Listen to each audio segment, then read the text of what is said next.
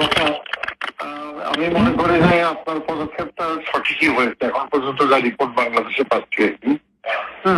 তো ওখানে ঢাকাতে আপনার রামপুরার দিকে এবং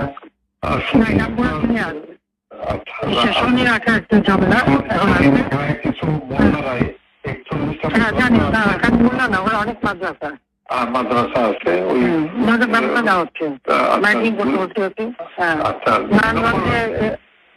দিচ্ছে না আর্মিকে, আমরা 36 নারা মারছি।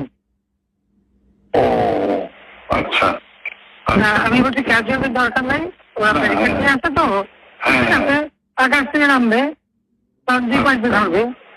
আচ্ছা, মেসেজটা দিয়ে দিতে পারেন। আচ্ছা, 36 নারা পাঠানো হচ্ছে,